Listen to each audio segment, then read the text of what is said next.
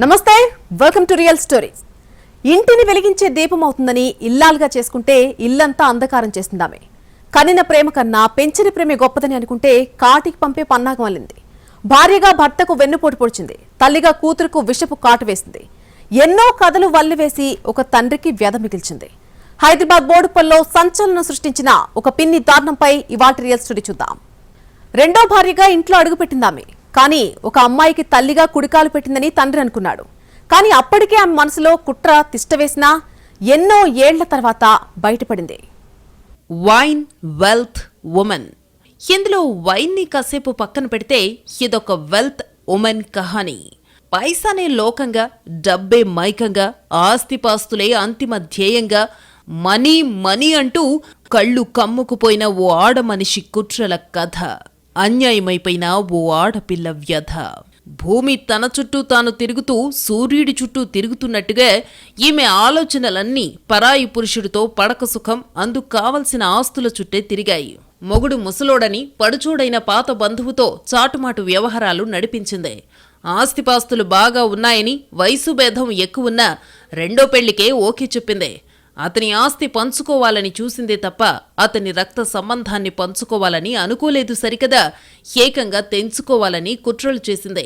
తన కడుపున పుట్టిన బిడ్డకు అంతా దక్కాలని అనుకుందే తప్ప బిడ్డలాంటి బిడ్డకు జానెడు జాగా ఇవ్వకుండా 6 అడుగుల సమాధిలో పాతిపెట్టింది. ఈమె కథ వింటే అసహ్యానికి అసహ్యం పుడుతుంది. ఈమె కిరాతకం చూస్తే సిగ్గుతో చచ్చిపోతుంది. ఆస్తి కోసం పతనం పరాకాష్ఠను చూసింది. ఆడమనిషే ఉండి మరో ఆడపిల్ల ఉసురు తీసేందుకు అన్నిటికీ తెగించుంది. ఇల్లీగల్ ఎఫైర్ నడిపిస్తూ ఓవైపు భర్తకు అన్యాయం చేస్తూ మరోవైపు అదే ప్రియుడితో కూతురు వరసైన అమ్మాయిని కడతీర్చే కిరాతకానికి పథకమేసిందే. సినిమా స్టోరీలా మర్డర్ స్క్రీన్ ప్లే అల్లిందే. ప్రియుడు ఎప్పుడు రావాలో, ఎప్పుడేం చెయ్యాలో, ఎక్కడ పాతిపెట్టాలో, తండ్రిని ఏ కథ చెప్పి నమ్మించాలో ఓ క్రైమ్ థ్రిల్లర్ సినిమాకు story, screen play, dialogues, direction అన్ని ఒంటి చేత్తో చేసేసింది. మరో 2 పాత్రధారులతో సూత్రధారిగా వెనకుండి నడిపించింది. కొన్ని నెలల పాటు ఒక అబద్ధాన్ని నిజంలా నమ్మించేందుకు లెక్కలేనన్ని కుయుక్తులను పక్కాగా అమలు చేసింది. ఒక సాధారణ గృహిణిలో ఈ రేంజ్ మల్టీ క్రైమ్ టాలెంట్స్ ఉన్నాయని ఈమెను చూసిన తర్వాతే తెలిసిందే. ఇరుగు పొరుగు మాట్లాడుకునేలా చేసిందే. లేడీ విత్ కిలాడి బ్రెయిన్. హైదరాబాద్ బోడుపుల్లో జరిగిన ఈ దారుణ అమానుష ఘటన అందరినీ నివ్వెరపోయేలా చేసిందే. ఇతని పేరు పీనా నాయక్, ఈమె పేరు లలిత, ఈ అమ్మాయి పేరు మహేశ్వరి. బోడుపల్లో ఇల్లు. ఈ ఇల్లు చుట్టూ తిరిగిన ముగ్గురి కథకు చివరికి ముగిసిన విధానం స్థానికులతో కంట తడిపెట్టిస్తోంది. మేడ్చల్, మల్కాజ్గిరి జిల్లా బోడుప్పల్ శ్రీలక్ష్మీ నగర్కు చెందిన పీనా నాయక్ ఉస్మానియా యూనివర్సిటీ ఉద్యోగి. 30 ఏళ్ల క్రితం తన బంధువైన మహిళతో పీనా నాయక్ పెళ్లి జరిగింది. వారిద్దరికీ కుమారుడు, కుమార్తె పుట్టారు. కానీ ఇద్దరి మధ్య తరచూ గొడవలు జరుగుతూ ఉండేవి. దీంతో ఇద్దరు మ్యూచువల్ అండర్స్టాండింగ్తో విడిపోయారు. విడిపోయే సమయంలో కూతుర్ను పీనా నాయక్ పెంచుకునేలా, కొడుకును అతని మొదటి భార్య పెంచుకునేలా ఒప్పందం కుదుర్చుకున్నారు. అలా ఆ ఒప్పందం ప్రకారం కూతుర్ని తెచ్చుకుని పెంచుకుంటున్నాడు పీనా నాయక్. కానీ కూతురికి తల్లి ప్రేమ దొరకటం లేదని, ఆడపిల్ల కాబట్టి తల్లి ఉండాలని భావించాడు. రెండో పెళ్లి చేసుకుంటే తన కూతురు బాగోగులు చూసుకుంటుందని భావించాడు. 2003లో పీనా నాయక్ తనకంటే వయసులో చాలా చిన్నదైన లలిత అనే మహిళను రెండో వివాహం చేసుకున్నాడు. లలిత, పీనా నాయక్లకు ఆడపిల్ల పుట్టిందే. పీనా నాయక్ మొదటి భార్యకు పుట్టిన మహేశ్వరి తండ్రి దగ్గరే ఉంటూ బీఎస్సీ నర్సింగ్ పూర్తి చేసిందే. ఆ తర్వాత కొంతకాలం ప్రైవేటు ఉద్యోగం కూడా చేసిందే. అక్కడ పనిచేస్తున్న సమయంలోనే ఓ యువకుడు పరిచయమయ్యాడు. ఆ యువకుడితోనే తండ్రి పీనా నాయక్ మహేశ్వరికి పెళ్లి జరిపించాడు. ఆ తర్వాత కొద్ది రోజులకు భర్తతో విభేదాలు రావడంతో విడాకులు తీసుకుంది మహేశ్వరి. కానీ తండ్రి మాత్రం మహేశ్వరిని అలా ఒంటరిగా ఉంచడం కరెక్ట్ కాదని భావించాడు. ఎలాగైనా మహేశ్వరికి మరో పెళ్లి చెయ్యాలని ప్రయత్నాలు ప్రారంభించాడు. ఇందుకోసం పెళ్లి సంబంధాలు చూడటం మొదలుపెట్టాడు. మహేశ్వరిని వివాహం చేసుకోవడానికి వచ్చిన వాళ్లంతా రెండో పెళ్లి కావడంతో పెద్ద ఎత్తున లాంఛనాలు డిమాండ్ చేసేవాళ్లు. దీంతో ఎలాగైనా తన కూతురికి ఘనంగా పెళ్లి జరిపించి ఆమె కొత్త జీవితాన్ని ప్రారంభించేలా చూడాలనుకున్నాడు. ఇందులో భాగంగా బోడుప్పల్లో తనకున్న 2 ఇళ్లలో ఒకదానిని మహేశ్వరికి పెళ్లి కానుకగా ఇవ్వాలనే నిర్ణయానికొచ్చాడు. ఇదే క్రమంలో గతేడాది నవంబర్లో మహేశ్వర్కి పెళ్లి సంబంధం కుదిరింది. అనుకున్నట్టుగానే తన ఇంటిని రాసిచ్చేందుకు అంగీకారం తెలిపాడు. అప్పటి వరకు అంతా సజావుగానే సాగింది. కానీ ఎప్పుడైతే మహేశ్వరికి పెళ్లి చేద్దామని పీనానాయక్ అనుకున్నాడో లలిత తన అసలు రూపం బయటపెట్టింది. మహేశ్వరికి కట్నమిచ్చి పెళ్లి చేసి పంపిద్దామని రకరకాలుగా భర్తతో పలుమార్లు చెప్పి చూసింది లలిత. కాని పీనానాయక్ మాత్రం తన కూతురికి ఇల్లిస్తానని చెప్పాడు. దాంతో లలితకు భయం పట్టుకుంది. ఇప్పుడు పెళ్లికి కట్నం రూపంలో ఇల్లిచ్చి మళ్లీ భవిష్యత్తులో మిగిలిన ఆస్తిలోనూ వాటా ఇస్తాడని భావించింది లలిత. తన కూతురికి తీవ్ర అన్యాయం జరుగుతుందని కంగారు పడిన లలిత ఓ పథకం వేసింది.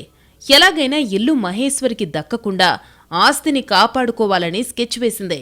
మహేశ్వరికి ఆస్తిలో వాటా ఇవ్వడాన్ని సవతి తల్లి లలిత జీర్ణించుకోలేకపోయింది.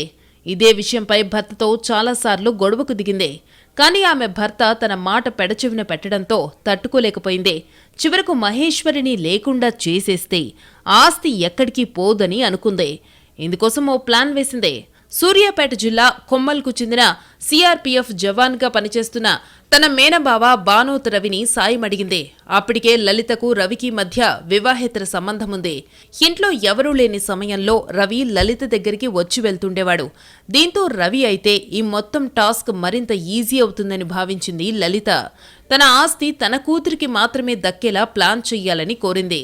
లలితకు ఆస్తి దక్కితే తనకు కొంత వస్తుందని ఆశించిన రవి మహేశ్వరిని అంతమొందించడానికి ప్లాన్కు ఓకే చెప్పాడు. ఒక వివాహేతర సంబంధం మరో రక్త సంబంధాన్ని తెంచేందుకు సిద్ధమైంది. మహేశ్వరిని అడ్డు తొలగిస్తే 2 ఇళ్లు సొంతమవుతాయని ఇద్దరూ కలిసి స్కెచ్ వేశారు. తమ ప్లాన్ ప్రకారం మహేశ్వరిని తప్పించాలి, అలాగే తమ చేతికి మట్టంటకుండా చూడాలని అనుకున్నారు. తమ ప్లాన్ను అమలు చేయడానికి తన స్నేహితుడైన వీరన్న సాయాన్ని సైతం రవి కోరాడు. దీంతో ముగ్గురు కలిసి తమ ప్లాన్ను పట్టలెక్కించారు. మంచి చెడు లేదు, చట్టము పోలీసులన్న ఆలోచన కూడా లేదు, ఆస్తి కావాలి. దాంతో ఎఫ్ఐఆర్ను మరింత ఎంజాయ్ చేయాలని అనుకున్నారే తప్ప దాని పర్యావసానాలను మాత్రం ఏమాత్రం ఆలోచించలేదు. ఒక సిఆర్పీఎఫ్ జవాన్, ఒక హౌస్ వైఫ్, మరొక వ్యక్తి కుట్రలు మలుపులు అన్ని కూడా పిన్ని వివరించింది. మిస్సింగ్ మిస్టరీని ఎలా కంటిన్యూ చేయాలో క్లైమాక్స్ ఎపిసోడ్లో కూడా రెడీ చేసేసింది. ఇక మిగిలిందల్లా ఈ కుట్రపూరిత ఆలోచనలన్నీ ఆచరణలో పెట్టడం. మరి ఎలా అమలు చేశారు, ఎలా దొరికిపోయారు? అందరూ బాగుండాలి, అందులో మనము ఉండాలని చాలామంది అనుకుంటారు. కానీ ఈ లలిత మాత్రం తానే బాగుండాలి, తన సుఖమే జయించాలని అనుకుంది. ఆస్తి మొత్తం తనకే దక్కాలని కుట్రల కహానీలు అల్లింది. గుంటకడ నక్కల సమయం సందర్భం కోసం వేచి చూసింది. గతేడాది డిసెంబర్ 7న పీనానాయక్ ఉద్యోగ నిమిత్తం బయటికెళ్లాడు. కొంత సమయానికి లలిత మేనబావ రవితో పాటు వీరన్న ఇద్దరు ఇంటికొచ్చారు. ముగ్గురు కలిసి మహేశ్వరిని చంపడానికి సిద్ధమయ్యారు. మధ్యాహ్నం భోజనం చేసిన తర్వాత మహేశ్వరి కొద్దిగా నిద్రలోకి జారుకుంది. వెంటనే ఆమె నోరు మూశారు. కాళ్లు చేతులు పట్టుకుని ఆమె గొంతుకు చున్నీ బిగించి హత్య చేశారు. ఆ తరువాత మహేశ్వరి డెడ్ బాడీని మాయం చెయ్యాలనుకున్నారు. నగరంలో ఎక్కడికి తీసుకెళ్లినా కష్టమని భావించిన రవి, వీరన్నలు తమ ఊరి వైపు తీసుకెళ్లాలని అనుకున్నారు. ఆమె డెడ్ బాడీని ఓ బ్యాగ్లో సెట్ చేశారు. ఆ తరువాత ఇంటి గేట్ బయట ఉంచిన వీరన్న కారులో ఆ బ్యాగ్ను పెట్టి తరలించారు. అయితే మహేశ్వరి ఎక్కడికి వెళ్లిందోనని తండ్రికి ఎలాంటి అనుమానం రాకుండా మరో ప్లాన్ వేశారు. అప్పటికే ఆమెకు పెళ్లి సంబంధం కుదరడంతో ఆమెకు పెళ్లి ఇష్టం లేక మరో యువకుడితో లేచిపోయిందని పీనానాయక్ను నమ్మించేందుకు ప్రయత్నించారు. ఆమె బట్టలు ఓ బ్యాగ్లో పెట్టి ఆమె మెడలో ఉన్న చైన్ తీసి వాళ్ళిద్దరికీ ఇచ్చింది పిన్ని. ఇద్దరూ కలిసి డిసెంబర్ 7న పీనానాయక్ వచ్చేలోపు మహేశ్వరి డెడ్ బాడీని తీసుకుని ఇంటి నుంచి వెళ్లిపోయారు. నల్గొండ జిల్లా సమీపంలోని సాలిగౌరారం మండలంలోని వంగమర్తి గ్రామ సమీపంలో ప్రవహించే మూసీ కాలువలో మహేశ్వరి డెడ్ బాడీని పాతిపెట్టారు. ఎవరూ గమనించకముందే అక్కడి నుంచి వెళ్లిపోయారు. పూడ్చిపెట్టేశాం, ఇక క్లైమాక్స్ ప్లాన్ను మొదలు పెట్టాలని లలితకు ఫోన్ చేసి చెప్పారు నిందితులు. మహేశ్వర్ని హత్య చేయటం ఒకెత్తు, ఇప్పుడు తండ్రిని నమ్మించడం మరో ఎత్తుగా భావించింది పిన్ని లలిత. వెంటనే పీనానాయక్ ఫోన్ చేసింది. మహేశ్వరికి పెళ్లి ఇష్టం లేదని, అందుకే ఇంటి నుంచి వెళ్లిపోయిందని చెప్పింది. దీంతో ఒక్కసారిగా షాక్ అయ్యాడు పీనానాయక్. తనతో ఒక్క మాటైనా చెప్పలేదు కదా అనుకున్నాడు. దీంతో అతన్ని నమ్మించేందుకు తమ ప్లాన్లో భాగమైన ఫోన్ వాట్సాప్ మెసేజ్ని చూపించింది. అప్పటికే మహేశ్వరి ఫోన్ నుంచి ఓ మెసేజ్ను లలిత తన మొబైల్కు పంపించుకుంది.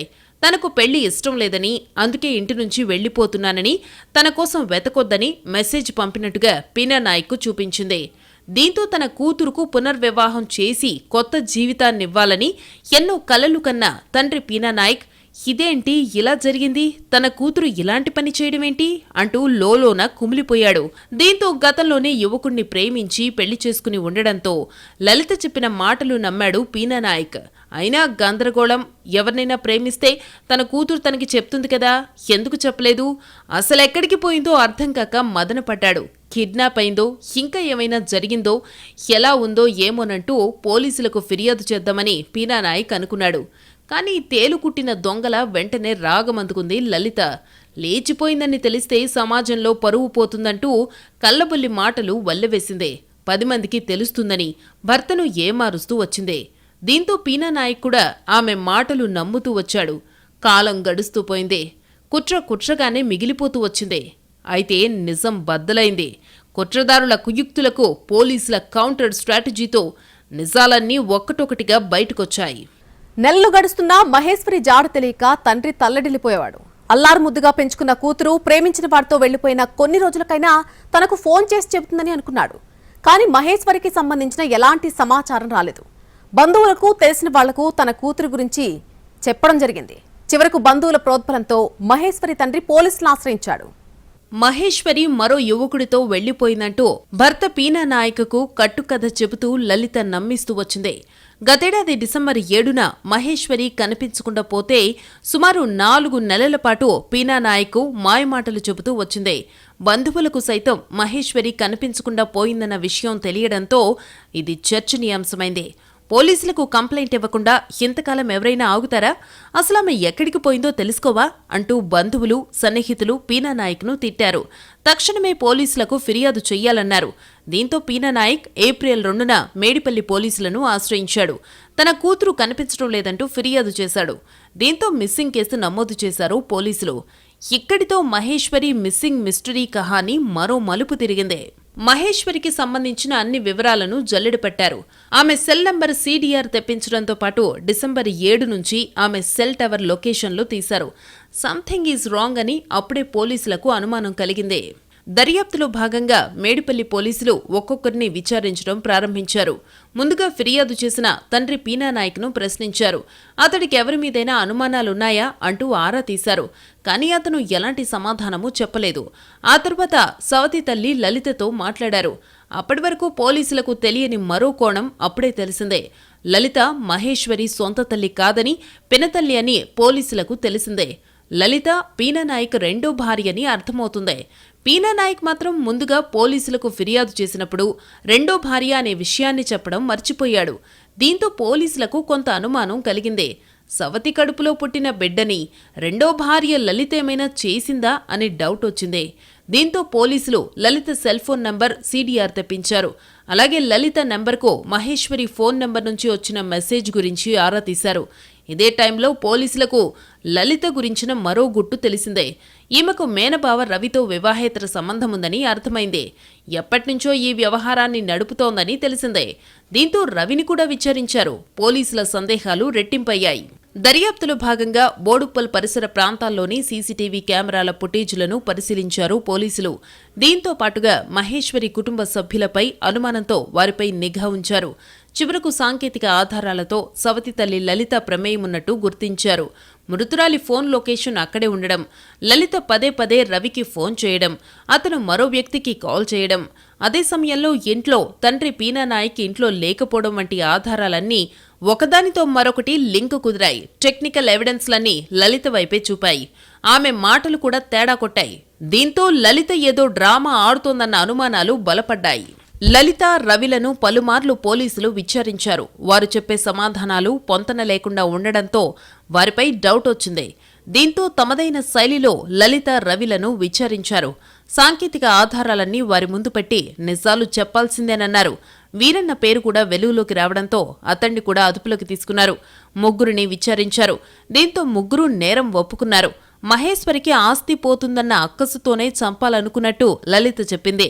తన ప్రియురాలే కాబట్టి ఈ క్రైమ్లో హెల్ప్ చేస్తే ఆస్తిలో వాటా వస్తుందని ఆశపడ్డట్టు CRPF జవాన్ రవి చెప్పాడు. ఇద్దరూ కలిసి తనకు డబ్బులిస్తారని హామీ ఇవ్వడంతో మర్డర్కు ఒప్పుకున్నట్టు వీరన్న చెప్పాడు. మొత్తానికి ముగ్గురు నేరాన్ని అంగీకరించారు. ఎలా చంపారు, ఎప్పుడు చంపారో వివరంగా చెప్పారు. 4 months నుంచి తను బయట పెట్టలేదు అని అంటే అది ఆడదా గాడిదా కూడా మాకు అర్థం అవ్వట్లేదు.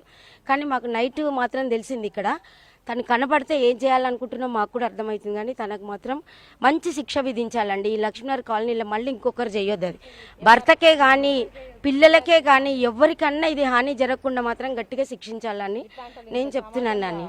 శాలిగౌరారం మండలంలోని వంగమర్తి గ్రామ సమీపంలోని మూసీ నది సమీపంలో పాతిపెట్టిన మహేశ్వరి డెడ్ బాడీని స్వాధీనం చేసుకున్నారు. అక్కడే పోస్ట్ మార్టం నిర్వహించి మహేశ్వరి డెడ్ బాడీని ఆమె తండ్రికి అప్పగించారు పోలీసులు. దీంతో పాటుగా ఆ డెడ్ బాడీ మహేశ్వరిదేనని సైంటిఫిక్ గా తేల్చడానికి ఆమె తల్లి పీననాయక్ మొదటి భార్య నుంచి DNA శాంపిల్స్ సేకరించి FSL కు పంపించామని మేడిపల్లి పోలీసులు తెలిపారు. కూతుర్ని చంపేశారని తెలియడంతో తండ్రి గుండె లవిసెల రోధించాడు. పెళ్లి చేసుకుని పిల్లాపాపలతో తన కూతుర్ని చూద్దామనుకుంటే చివరికి ఇలా జరిగిందేంటంటూ కన్నీరు పెట్టుకున్నాడు. తన కుటుంబానికి కొత్త వెలుగునిస్తుందని రెండో పెళ్లి చేసుకుంటే చివరికి రెండో పెళ్లామై ఎంతటి ఘాతుకానికి పాల్పడుతుందని ఊహించలేకపోయానంటూ బావురుమన్నాడు.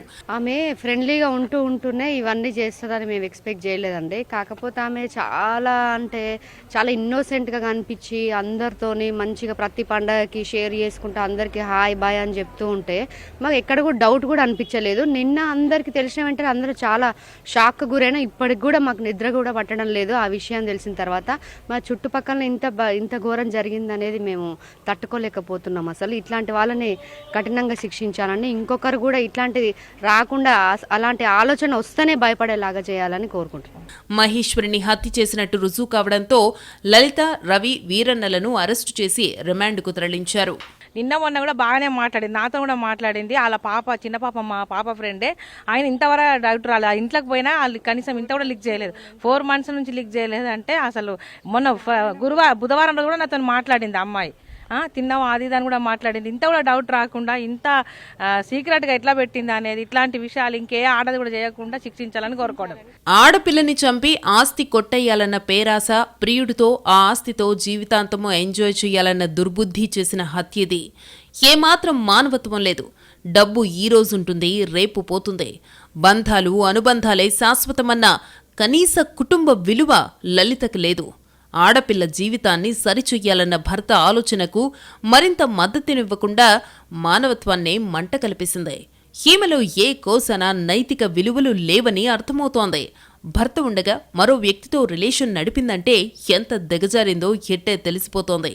తన కడుపున పుట్టిన బిడ్డ మాత్రమే తన బిడ్డగా భావించిందే తప్ప తన కడుపులో పుట్టకపోయినా మారు తల్లైనా తల్లిలాంటి దాన్నేనని తల్లికి మించిన ప్రేమ ఉండాలని భావించలేకపోయింది. కన్న ప్రేమ కన్నా పెంచిన ప్రేమే గొప్పదని అర్థం చేసుకోలేకపోయింది. అసలు తనని రెండో పెళ్లి చేసుకున్నదే మహేశ్వరి కోసమన్న విషయాన్నే మర్చిపోయింది. ఎప్పుడూ ఆస్తి మీదే ఆలోచన, ప్రియుడి మీదే లాలన, కట్టుకున్నోడికి మోసం, ఓ ఆడపిల్ల ప్రాణం తీసిన దుర్మార్గం, చివరికి జీవితమంతా కారాగారం.